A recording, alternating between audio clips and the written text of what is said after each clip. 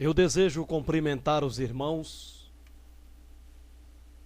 com a paz de nosso Senhor e Salvador, Jesus Cristo. Eu dou graças a Deus por mais esta oportunidade que Ele me concede de nesta noite estar aqui em meu lar, em minha casa, na companhia da minha filha, e poder assentar-me mais uma vez à frente deste instrumento para trazer-vos mais uma vez mais um vídeo mensagem. Glorifico a Deus pelo dia, exalto pela tarde, pela noite, engrandeço pela minha vida, pela vida da minha filha, por tudo quanto Ele tem sido para nós, Ele tem sido em nossa vida, Ele tem feito por nós. Grande é o Senhor, digno de ser louvado, de ser adorado. E eu louvo a Deus, eu glorifico a Deus pela oportunidade de poder estar aqui mais uma vez. Agradeço a Deus por tudo, o louvo, o exalto, o bendigo, o amo, o adoro, porque Ele é sobre tudo, Ele é por todos, sobre todos. Glória a Deus por isso. Convido-vos nesta oportunidade a ler comigo na carta de Paulo aos Romanos, a igreja que estava em Roma, no capítulo 12, versículo 1, apenas um versículo, que nos diz assim: carta de Paulo aos crentes que estavam em Roma, capítulo 12, versículo 1. Rogo-vos, pois, irmãos, pela compaixão de Deus, que apresentei os vossos corpos em sacrifício vivo, santo e agradável a Deus, que é o vosso culto racional. Livro do Êxodo. Livro do Êxodo, capítulo 12, versículo 25, que diz-nos assim: e acontecerá que, quando entrardes na terra que o Senhor vos dará, como tem dito, guardareis este culto.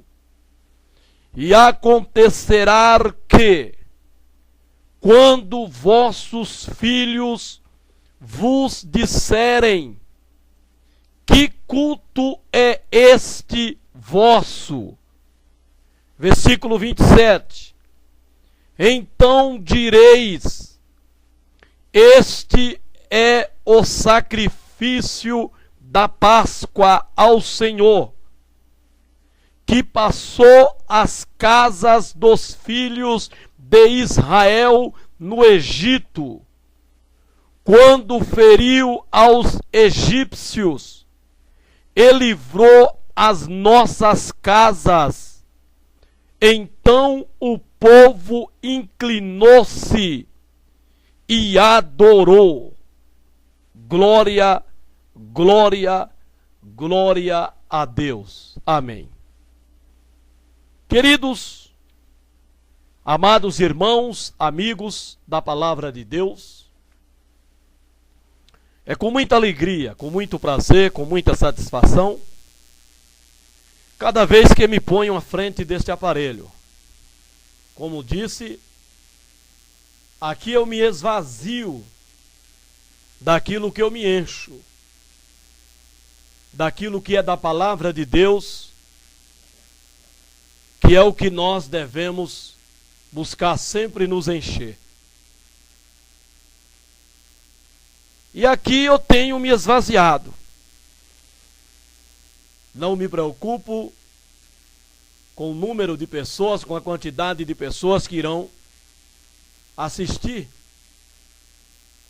esse vídeo. O que me importa é saber que está gravado, que eu preguei, que eu expus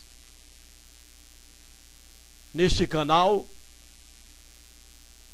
aquilo do que eu tenho enchido o meu coração, que é a palavra santa do nosso Deus. Não quero divulgar-me, não quero propagar-me de maneira nenhuma. Eu me sinto bem fazendo isso. Então faço com muita alegria. E eu quero nesta oportunidade dar um tema a esta mensagem. Não costumo fazer isso, mas dessa feita estarei dando um tema. E o tema é: Deus ama quem dá com alegria. Deus ama quem dá com alegria. Glória a Deus. E eu tenho me preocupado, confesso aos irmãos, que eu me preocupo muito quando vejo, quando ouço alguém na igreja colocar aquilo que damos a Deus, aquilo que damos na igreja em nome de Deus, aquilo que fazemos na igreja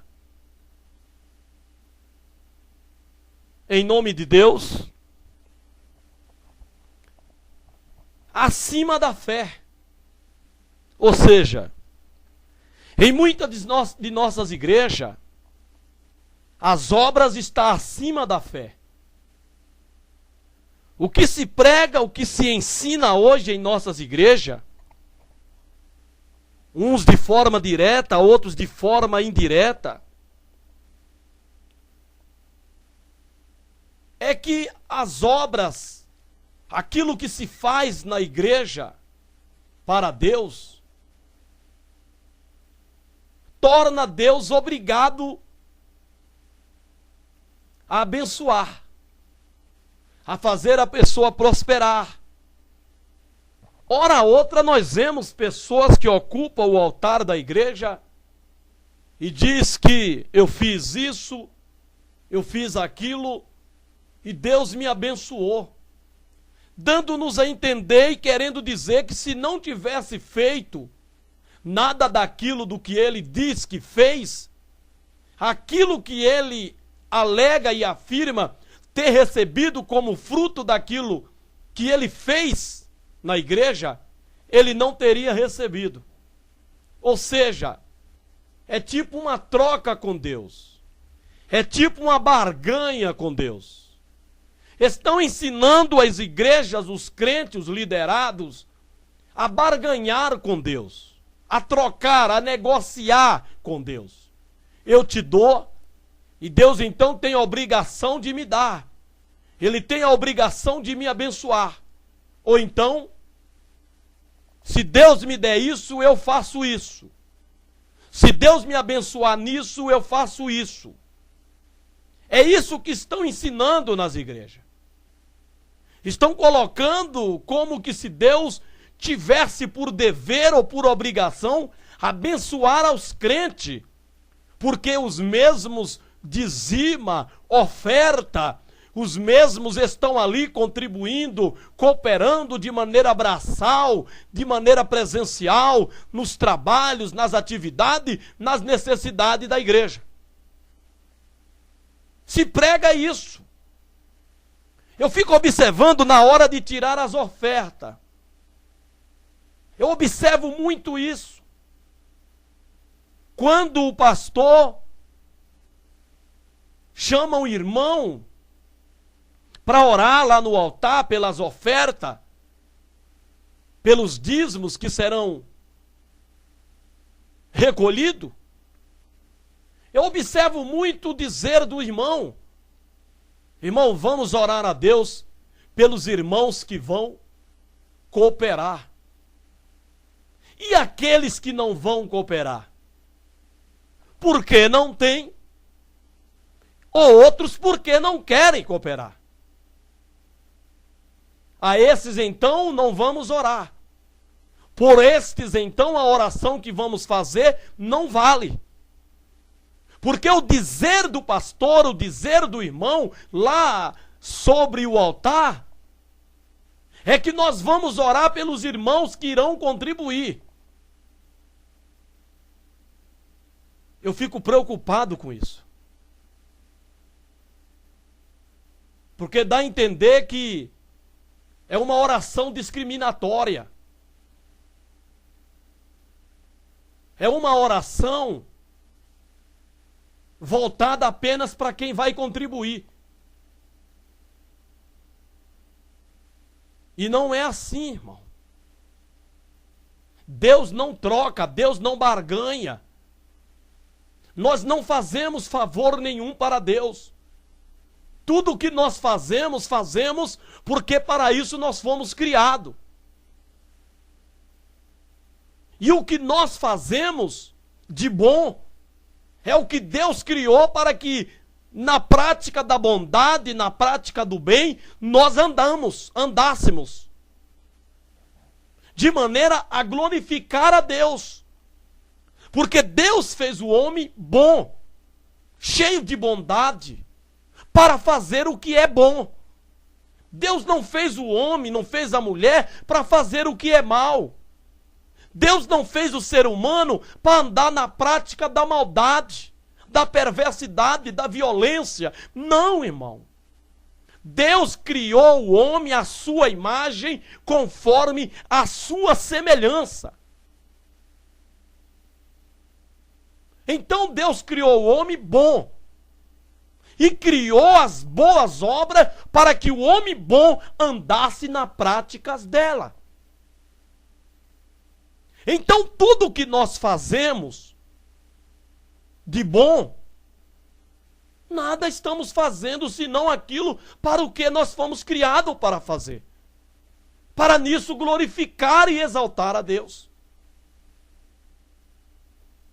Então, irmãos, quando se fala dessa forma na igreja, eu fico preocupado. Porque parece que estamos ensinando a barganharem com Deus. A irmã sobe lá e diz que fez isso, fez aquilo, e porque ele fez isso, fez aquilo, Deus lhe abençoou. Isso não é verdade, irmão. As bênçãos de Deus são por fé. Todas as bênçãos que recebemos de Deus é mediante a fé. É que, lamentavelmente, hoje mistura aquilo que não é bênção como bênção. A pessoa vai lá na agência, financia um carro, está pagando aquele carro com 60 meses, sobe no altar da igreja e diz que Deus lhe deu uma bênção. Que ele ganhou um carro. Isso não é verdade, isso não é bênção. Não, irmão. Isso não é bênção, você comprou. Irmãos, Deus capacitou o ser humano para adquirir as coisas.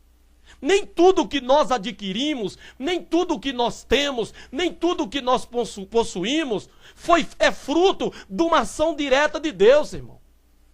Porque Deus Deus capacitou o ser humano para prosperar, para progredir, para granjear, para multiplicar, para abundar. Deus capacitou o ser humano de inteligência, que ele planta e colhe, ele aplica o dinheiro e lhe rende. Deus capacitou o ser humano para isso. Então nem tudo que acontece na nossa vida é uma bênção direta, por uma ação ativa de Deus, mas por uma ação permissiva. Porque Ele deixa nós ir lá e comprar um produto por R$10 e sai na rua vendendo, e daqueles 10 nós granjeamos 30. Isso não é milagre. O ser humano ele é dotado, capacitado para isso. Graças a Deus. Mas a pessoa sobe no altar e nós ouvimos tanta besteira em cima do altar das nossas igrejas, irmão, que se atribui a Deus como uma ação direta, ativa de Deus, quando não é. Tudo aquilo que se explica não é milagre. É provisão. A pessoa sai para procurar emprego na segunda-feira, ela consegue. Quando é no domingo, ela está dando já o testemunho que Deus lhe deu uma bênção. Com 1 mês, 2 meses antes da experiência, ela é mandada embora. Que bênção é essa? Não, irmão, vamos ser sábio e inteligente. E com isso muitos querem barganhar com Deus.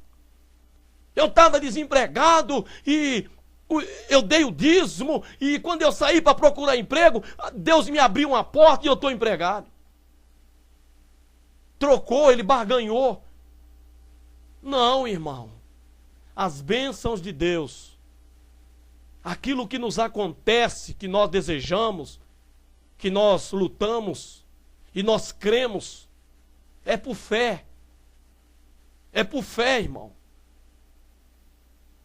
Precisamos ter fé em Deus. Os milagres são por fé. As bênçãos de Deus na nossa vida é por fé. Nós saímos de casa, nós cremos que Deus vai nos livrar, Deus vai nos guardar, e nós saímos nesse pensamento de fé, e Deus nos guarda, Deus nos abençoa.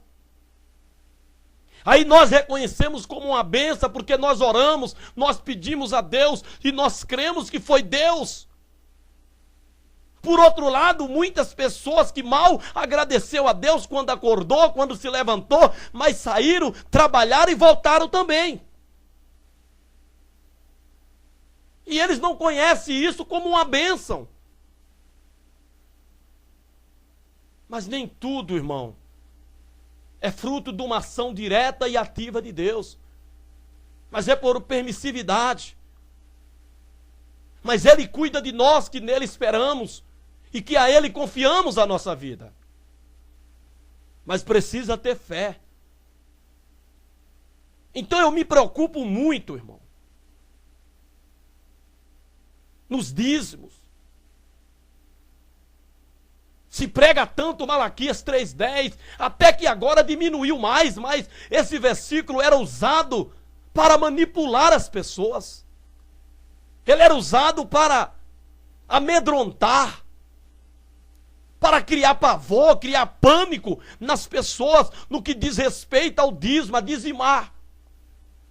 E muitos acabavam dizimando não por fé, não porque ele cria que aquilo ali era para manutenção da obra de Deus, mas por medo, porque o pastor, o irmão, falou que se ele não der, Deus iria tirar o carro, a casa, o emprego, o salário, que Deus iria até matá-lo. Aí criava um pânico nas pessoas, que tinha pessoas que davam até o que não tinha. E algumas igrejas hoje tão malandras, que estão usando até o cartão de crédito. O irmão não tem o dízimo em dinheiro para dar, ele passa o cartão de crédito. E quando a fatura vier, ele que se vire para pagar, mas o dízimo já foi dado para a igreja. A malandragem está tamanha nas igrejas evangélicas que agora estão usando o cartão de crédito. O irmão vai ofertar, ele não tem oferta, o obreiro sai passando, oferecendo a ele a maquininha, sai com a maquininha já na mão. E às vezes o irmão, ele não tem nem o dinheiro para pagar a fatura quando chegar. Mas por causa desse pavor criado em Malaquias 3,10, o irmão acaba passando o cartão, usando até o limite do banco. E muitos com o nome no Serasa, no SPC, porque ele precisava ofertar, dizimar, senão o devorador, o gafanhoto, o pulgão ia lhe devorar, lhe devastar, ia lhe tirar tudo. E aí o irmão acaba não ofertando nem dizimando por fé, mas por medo, por pavor. Lamentável, irmão. E nisso muitos enriquecendo, comendo do bom, do melhor, viajando, com tudo do bom, do melhor, e muitos membros sem ter o que comer, que se não fizer a campanha do quilo, se não arrecadar o quilo da igreja, a instituição não ajuda. A instituição não está pronta para enfiar a mão lá na conta bancária e suprir a necessidade do irmão para pagar o aluguel, pagar a água, pagar a luz, comer, beber e vestir. Para isso os dízimos não servem, as ofertas não servem. Nesse caso se recorre à igreja, passando salva. Mas e os dízimos? Que tanto se prega que é para que haja mantimento. Que mantimento é esse? Como fruto dos dízimos que há na despensa. É de se pensar. E é de se lamentar que, quando se prega, vale para a igreja, mas não vale para aqueles que administram os dízimos. A fidelidade é para os dizimistas, e não para aqueles que administram os dízimos. Mas a contribuição, o que ofertamos, tem que ser por fé.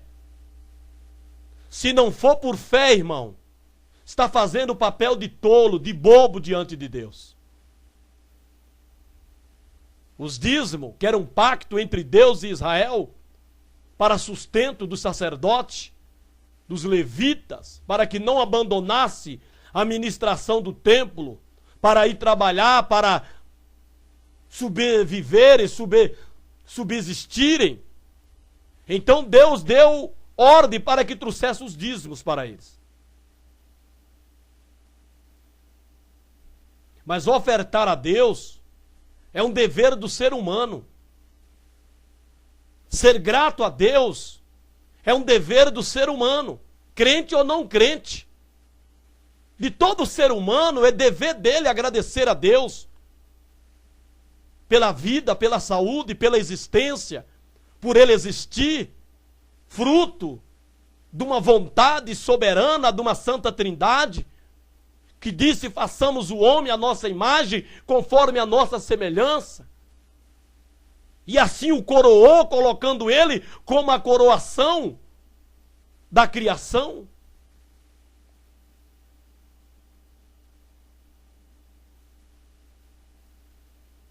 Mas tudo tem que ser feito por fé. Mas a maior das ofertas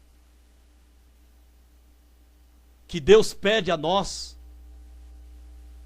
que Deus quer de nós, não é o teu dinheiro, a tua casa, o teu carro, os teus bens. A maior oferta que Deus quer que nós ofertemos a Ele é o nosso ser, é o nosso espírito, a nossa alma, o nosso corpo, é o nosso todo, o nosso total. É isso que Ele quer que nós lhe ofertemos como sacrifício, continuamente, todos os dias, de continuamente, louvando e agradecendo a Ele em nosso coração, reconhecendo que há um Deus, um Senhor nos céus, na terra, que tudo governa e tudo subsiste, nele e por Ele e para Ele. É isso que Deus quer de nós. Dinheiro é para a manutenção do templo, da igreja, Mas se não tem, então não abra. Então não construa. Mas construir a espólio do povo, com mentiras, de que se você der, Deus vai te abençoar. E muitos deixam de comer, de pagar o próprio aluguel, indo até a sofrer ação de despejo, porque teve medo. Não, irmão. Faça por fé, por amor a Deus. Mas se você não fizer, também não está pecando, não, irmão. Não está pecando, não. Não estou aqui estimulando ou incentivando ninguém a dizimar nem a ofertar, não. Estou falando a verdade, a realidade do que é a palavra de Deus. O que eu não posso é vir aqui dizer a você que você tem que fazer isso para que Deus te abençoe. Não! Mas também não vou dizer aqui que se você não fizer isso, Deus não vai te abençoar. Também não. Não posso falar nenhuma e nem outra coisa. Porque tudo é por fé. É com alegria. Se você fizer, Deus te abençoa. Se você não fizer e não for por avareza, Deus te abençoa. Deus te abençoa, irmão. E Ele tem abençoado muita gente. Crente e não crente. Ora, irmãos, tantas pessoas não crentes que prosperam abundantemente no que tange respeito ao material, a bens nesta vida. Isso prova, irmão, que as bênçãos de Deus é por fé. Milagre é por fé.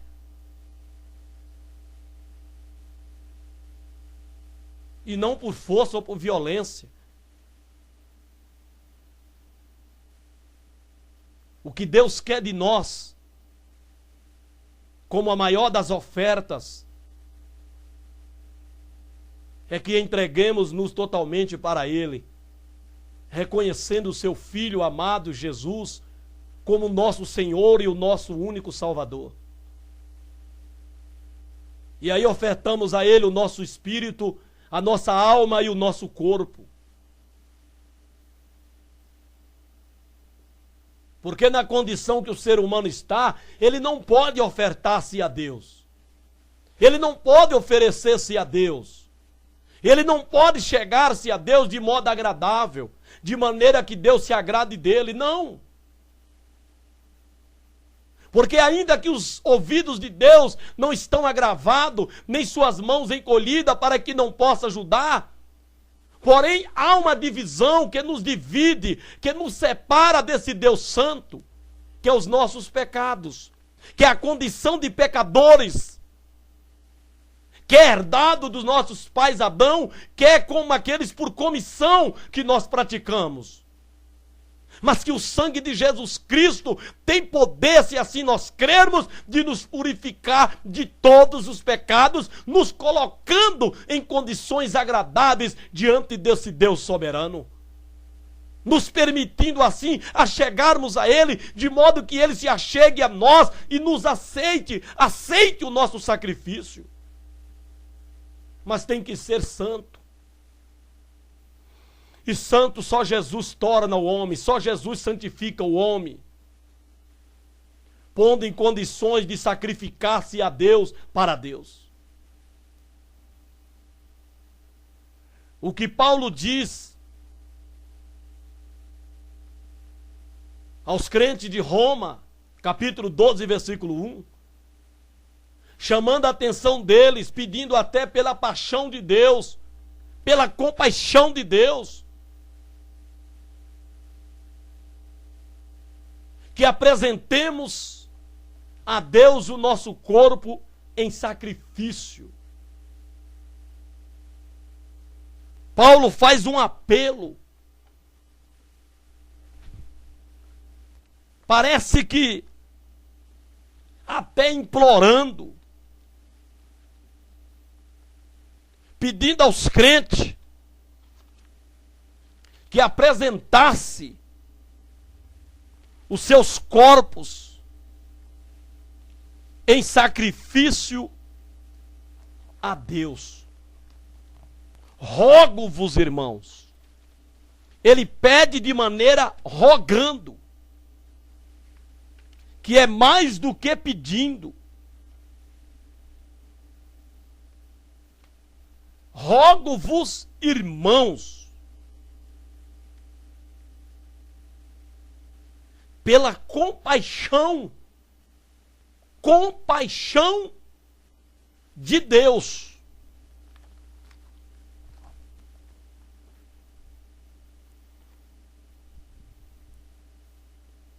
Compaixão fala de dó, piedade, comiseração.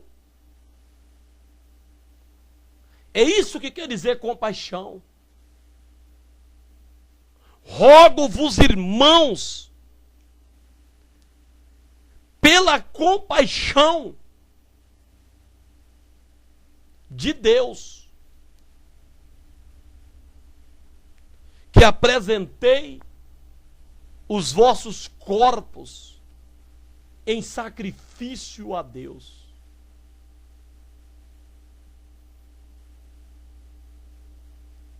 Mas não é qualquer sacrifício, não é qualquer maneira que temos que ofertar-nos a Deus.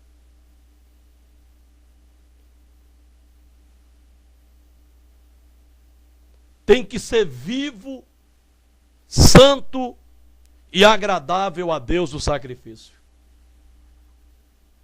Não pode ser de qualquer coisa, de qualquer maneira. E o ser humano está morto espiritualmente, sem condições alguma de se achegar a Deus. Ele precisa ser vivificado. Ele precisa ser reavivado novamente. E somente quem faz isto é Jesus Cristo, mediante a fé. Paulo, escrevendo aos Efésios, no capítulo 2, ele diz: e vos vivificou, estando vós mortos em ofensas e pecados. Essa é a condição que o homem se encontra, mortos nas suas ofensas e nos seus pecados cometidos. Sem nenhuma condição de se apresentar a Deus, de se achegar a Deus, de se ofertar para Deus. Sem que, primeiramente, ele não venha a ser vivificado, tornar vivo novamente aquilo que está morto. E só Jesus tem esse poder sobrenatural de devolver o homem à vida perdida lá no Éden, passada para todos, como disse Paulo em Romanos capítulo 6, no versículo 12. Que o pecado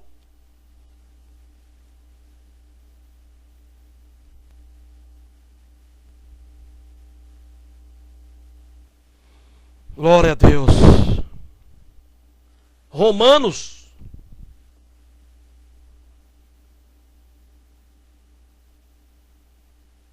capítulo 6.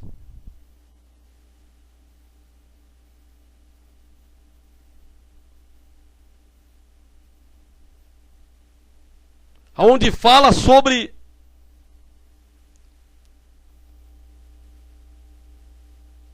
o salário do pecado.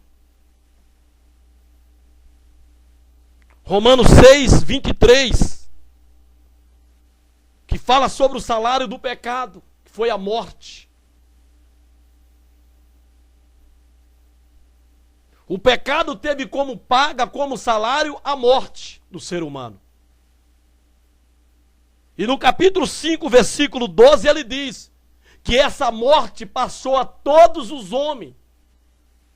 Por isso que todos pecaram.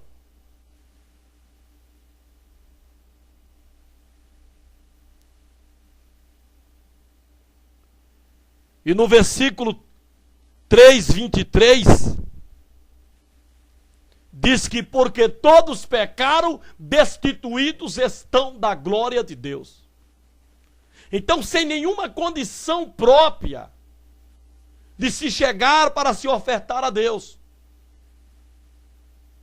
Somente através do sangue de Jesus Cristo é que o ser humano pode se achegar a Deus.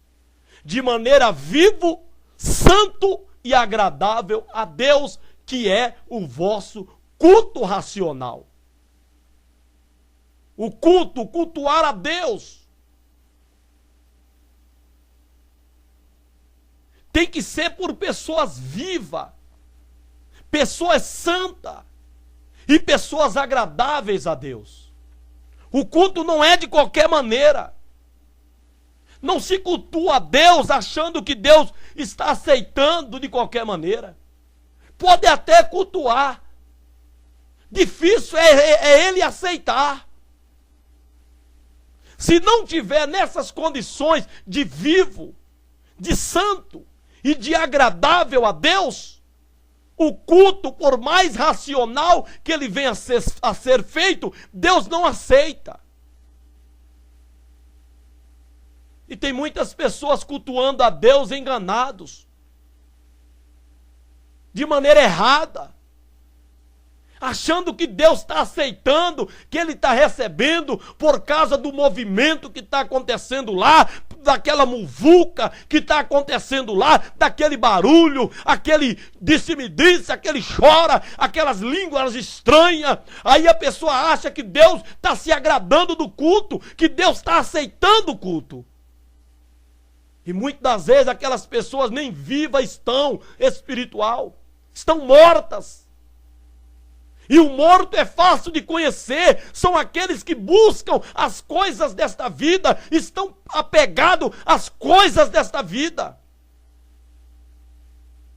Porque Jesus diz, se já ressuscitaste com Cristo, buscai as coisas que são de cima e não as que são de baixo. O vivo, ele busca as coisas que são do céu, ele vive nas coisas que são do céu. E às vezes a pessoa acha que Deus está se agradando do culto e Deus não está. É só barulho, é só emoção. Porque o culto a Deus, a oferta a Deus, o que nós ofertamos, dizimamos a Deus, tem que ser feito por pessoas que primeiramente foram vivificados por Jesus Cristo. Que estavam mortos pelo pecado. O pecado gerado por um homem que passou a todos os homens. Por isso que nós pecamos. E nessa condição estávamos destituídos de Deus. Mas Jesus veio e nos vivificou, nos colocou em condições de pessoas vivas, com condições agora de se achegar a Deus. E nos santifica pelo seu sangue e nos coloca em condições agora que Deus se agrade de nós e se aproxime de nós. Essa é a oferta que Deus quer de nós. E quando o judeu saía do Egito, na celebração do culto da Páscoa, Deus estabeleceu aquilo como um estatuto, até que tudo se cumprisse. E quando eles entrassem na terra prometida que Deus lhe daria, que eles continuassem a cultuar a Deus. E quando seus filhos, que não estavam lá quando o culto foi estabelecido, perguntassem que culto era aquele, eles então testificavam dizendo que era o culto de Deus, o culto do Senhor.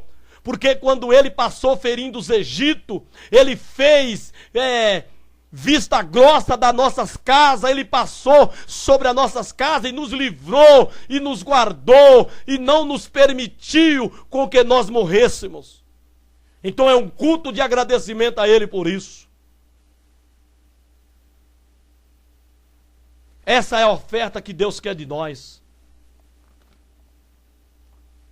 Mas muitos pregadores, em inúmeras igrejas, pervertem o ensinamento bíblico sobre oferta e responsabilidade financeira dos fiéis. Eles pervertem, eles torcem a palavra de Deus. Alguns o fazem por ignorância, outro por simples ganância.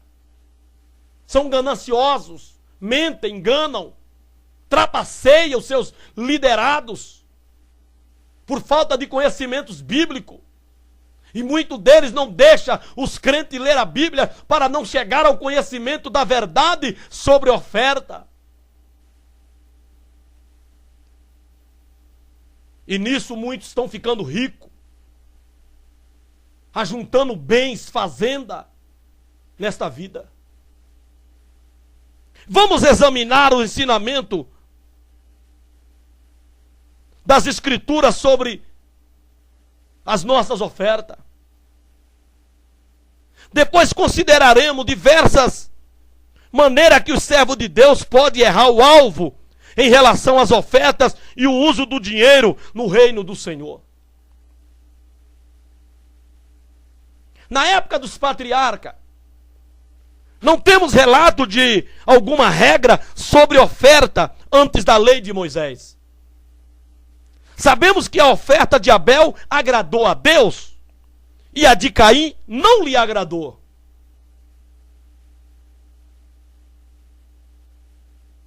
Qual o motivo?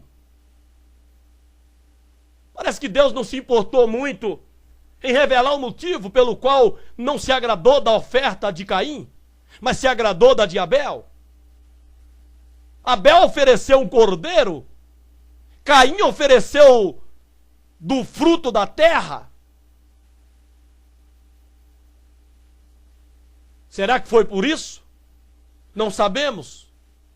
O que nós sabemos é que o tamanho da oferta não importa para Deus, e sim o coração com que se oferta a Deus. Pode se ofertar 1 milhão e pode se ofertar R$1. Se aquele que oferta 1 milhão estiver fazendo isso com um coração hipócrita, farisaico, e aquele que oferta R$1 com um coração simples, humilde, alegre, feliz, Deus se agradará muito mais daquele que deu R$1. Porque Deus não olha o tamanho da oferta com que oferta a Ele, mas o coração com que se está ofertando. Então não sabemos o motivo do porquê Ele não se agradou da oferta de Caim. Não sabemos. Deus não achou necessário revelar o motivo desse desprezo à oferta de Caim. Abraão pagou o dízimo a Melquisedeque, a 10% dos despojos de uma vitória militar. Está lá em Gênesis 14, 18, 24. Nesse caso também Deus não nos revelou o motivo e não falou se era ou não o costume de Abraão dar o dízimo de tudo o que recebia. Não sabemos também se era costume dele fazer isso. Mas naquele momento a Bíblia registra.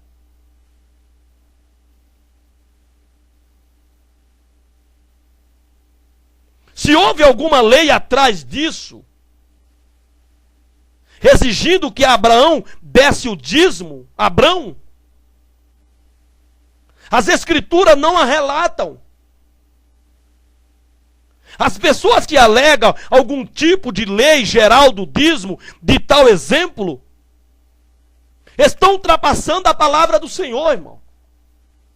Não há relato algum que se fazia isso de contínuo. Mas o relato é do momento. Quando Abraão teve aquela vitória militar lá sobre aqueles reis, e pegou do despojo, ele viu que Melquisedeque vinha em sua direção e ele lhe deu o dízimo.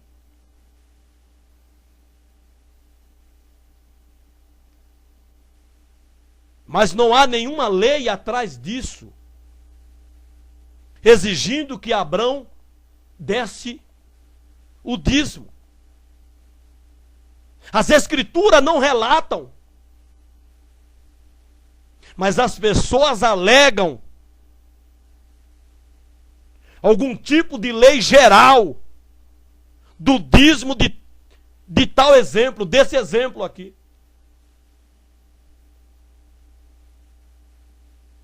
Essas pessoas estão ultrapassando a palavra do Senhor. Porque precisamos aprender a ficarmos calados aonde a palavra de Deus não tem voz.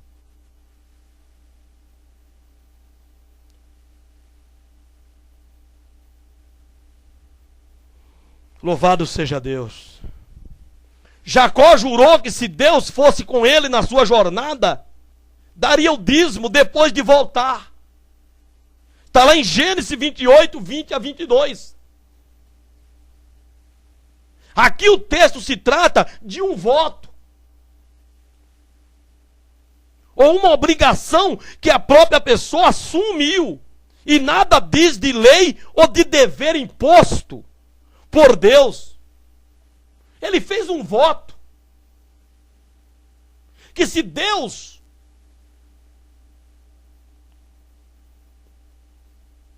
fosse com ele na sua jornada, ele daria o dízimo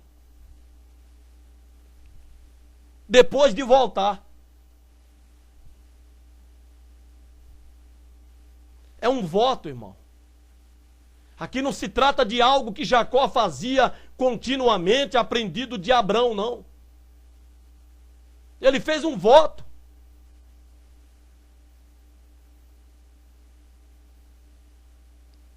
Uma obrigação que a pessoa assumia.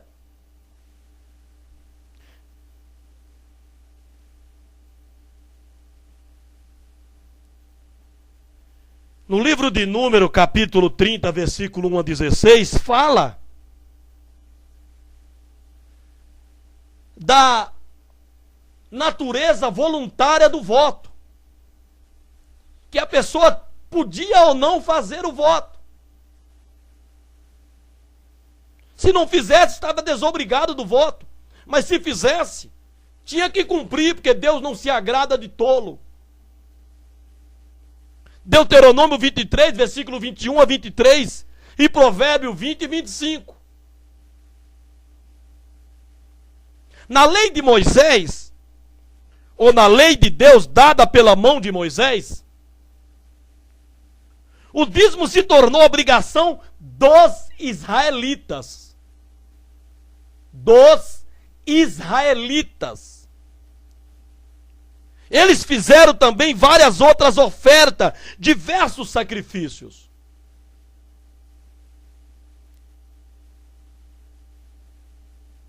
Os dízimos são mencionados em mais de 20 versículos, de Levítico a Malaquias. Todas essas citações se referem ao povo de Israel, irmão. No trecho de Malaquias 3, 6 a 12, frequentemente citado em algumas igrejas, como nós já falamos aqui, hoje em dia, para obrigar as pessoas a dar o dízimo, como uma forma de obrigar, de obrigação das pessoas.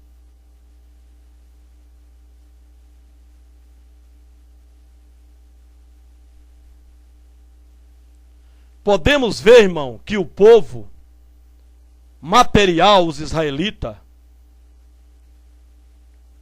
um povo material, materialista como os israelitas,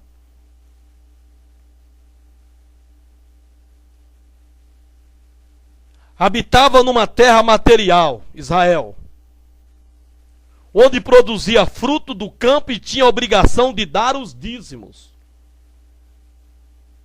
Assim fazendo, este povo seria abençoado materialmente por Deus. Quando o povo não deu a devida importância aos dízimos, foi repreendido pelo Senhor, por meio do profeta Malaquias. Quem utiliza as palavras de Malaquias para fazer regras sobre dízimos hoje, está distorcendo as Escrituras. A igreja de Jesus é um povo espiritual que habita no Espírito e recebe bênçãos espirituais. Há sim um aspecto material ao nosso trabalho, que será abordado ainda mais para frente. Mas temos que reconhecer a diferença entre a igreja do Novo Testamento e o povo de Israel do Velho Testamento.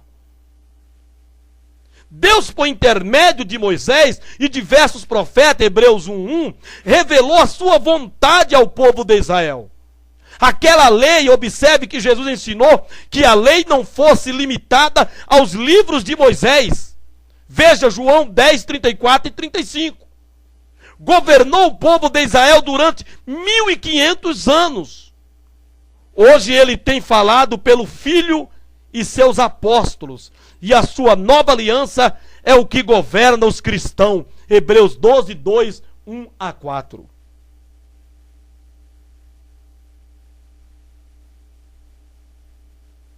Hebreus 1, 2. Hebreus 2, 1 a 4. 7, 12, 8, 6 a 13, 9, versículo 15. Aprendemos muitas coisas importantes das promessas e dos exemplos do Velho Testamento. Romanos 15, 4, 1 Coríntios 10, 6. Mas as doutrinas que a igreja ensina e as regras que ela segue vêm da nova aliança e não da antiga. Quem volta à antiga para se justificar, perde a sua comunhão com Cristo. Gálatas 5, 4. Na igreja do Novo Testamento, a nova aliança coloca a oferta no contexto de um reino espiritual, com uma grande e urgente missão. As contribuições feitas na igreja não são impostos pagos num sistema teocrático. Não são, irmão.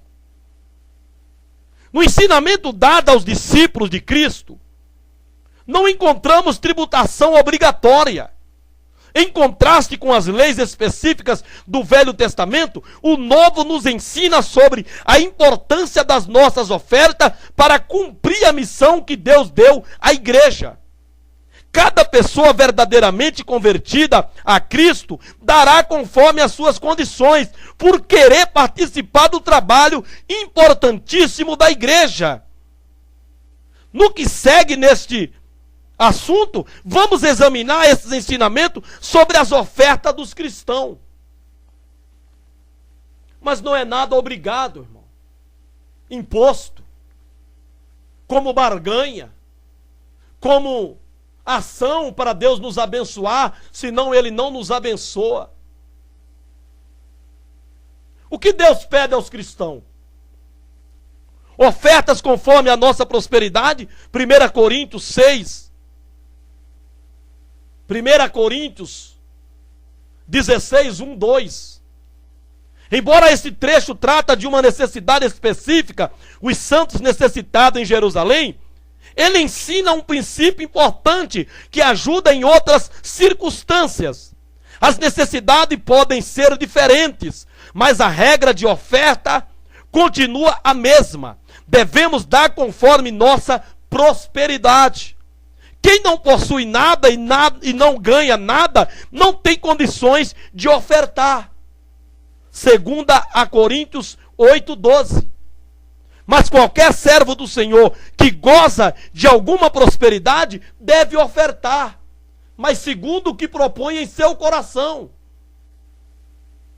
Ofertas feitas com amor e sinceridade. 2 Coríntios 8, 8 a 15. Comenta sobre as contribuições dos coríntios.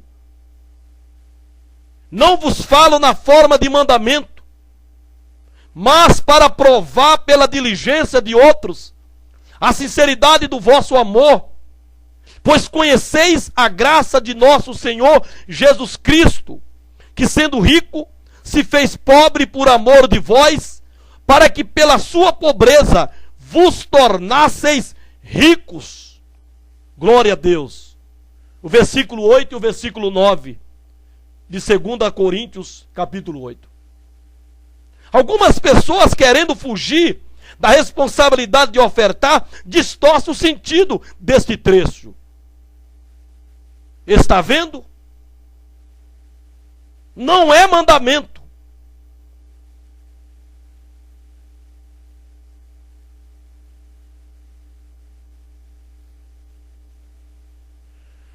Glória a Deus.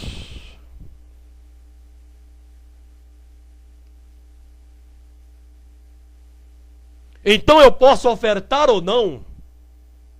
Não faz diferença. Tal interpretação está totalmente errada. Por pelo menos dois motivos.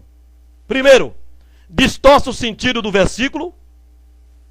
A construção gramatical, não isso, mas aquilo, é usada várias vezes no Novo Testamento para enfatizar uma coisa, sem negar a outra. É uma comparação de duas coisas, dizendo que uma é mais importante. Assim, a missão de Jesus enfatizava a salvação, sem negar o aspecto de julgamento. João 3,17, 5,22. O homem deve trabalhar para a vida espiritual, sem deixar de sustentar a sua família. João 6,27, 2 Tessalonicenses 3,10, 1 Timóteo 5,8. Paulo pregou o evangelho, mas nunca negou a importância do batismo. 1 Coríntios 1,17, Gálatas 3,27. Ele não condenou o uso de vestimentas ou joias, mas enfatizou o homem interior. 1 Timóteo 2, 9 e 10. 1 Pedro 3, 3 a 4. O fato de não condenar, irmão, não quer dizer que é permitido. O fato de não dizer que isso é errado, não quer dizer que não é.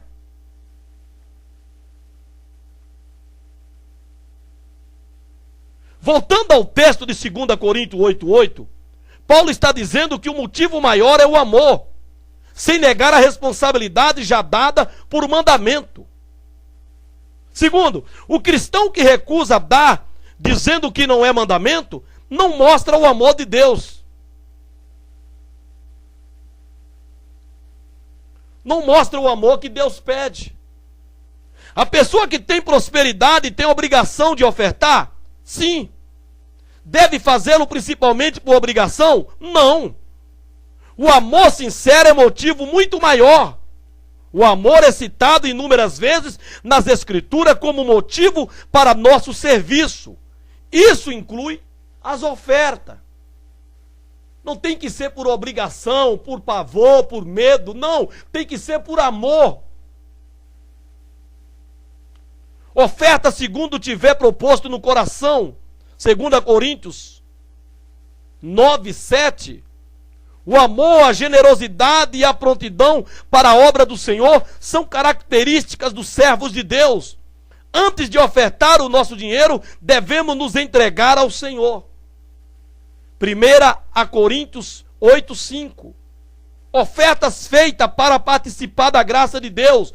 2 Coríntios 8, 1 a 7. Tendemos a pensar em graça concedida como bênção para nosso próprio consumo. Mas, biblicamente, graça concedida são oportunidades para servir e glorificar ao nosso Senhor. O privilégio de participar do trabalho do reino de Deus é uma enorme bênção. Glória a Deus. Ofertas feitas como sacrifícios agradáveis a Deus. Filipenses 4, 17 e 18. As ofertas do cristão não são apenas o que sobra depois de satisfazer os nossos próprios desejos. Pessoas que sempre querem receber, ao invés de procurar dar liberalmente, não serve a Cristo. Veja a repreensão forte de Tiago 4, 1 a 4. Paulo disse que as ofertas são sacrifícios. Dinheiro que poderíamos empregar em outras coisas, até coisas egoístas, será doado para fazer a obra do Senhor. Ofertas feitas para complementar a obra começada. 2 Coríntios 8:11. É uma coisa querer fazer uma boa obra. Podemos pensar, planejar, conversar, etc. Mas uma vez que assumimos compromissos para fazer uma obra, devemos fazer tudo possível para cumprir a nossa palavra. Uma igreja que segue o ensinamento do Novo Testamento, naturalmente assumirá compromissos. Além de cuidar dos santos necessitados.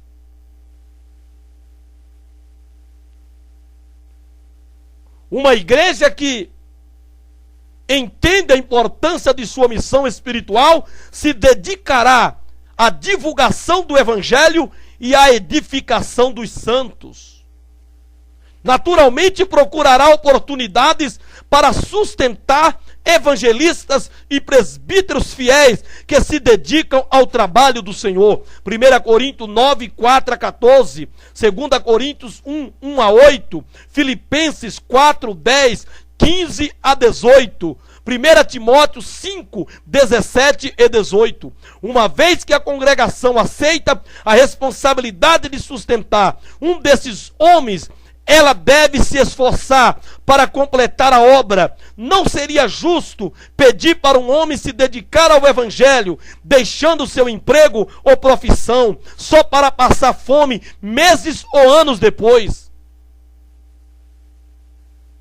Quando o povo na época de Neemias não cumpriu seus compromissos e deixou os servos de Deus desamparados, Neemias o repreendeu fortemente. Neemias 13, versículo 10 e versículo 11.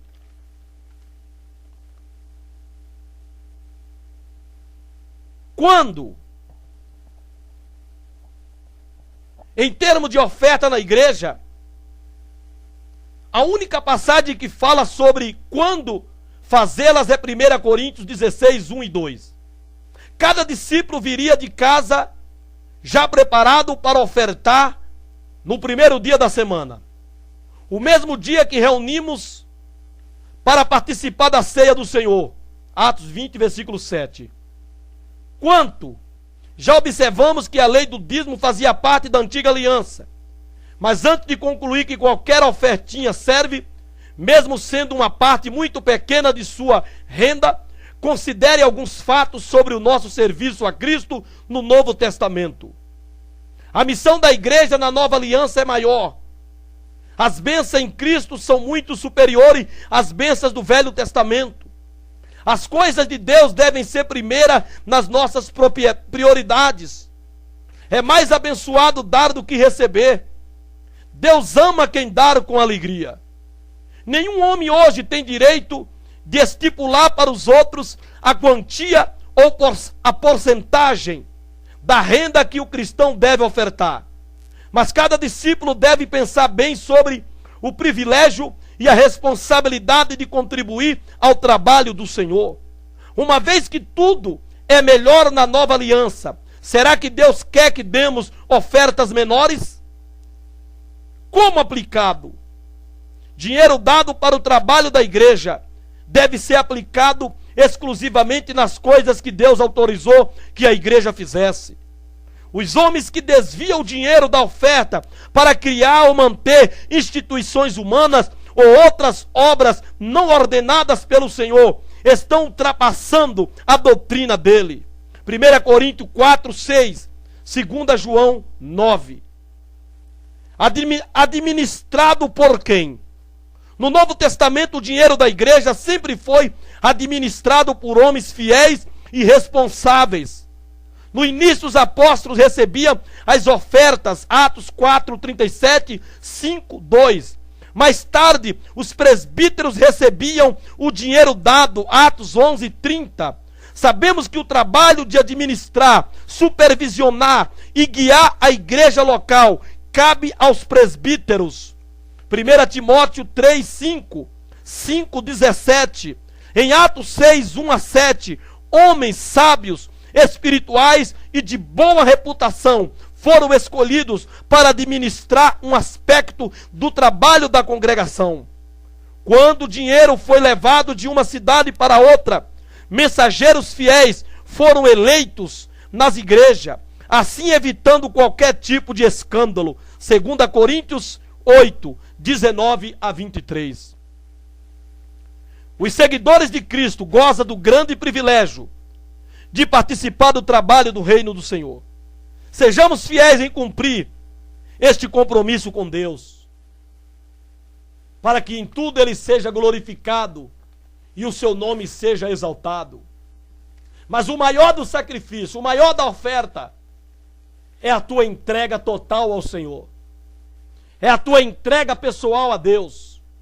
É você se render a Ele, se entregar a Jesus, de todo o teu espírito, de toda a tua alma e de todo o teu corpo. É você deixar Deus te dominar por completo, te usar, fazer de você um instrumento, uma morada dele em espírito, para que você glorifique em tudo ao Senhor.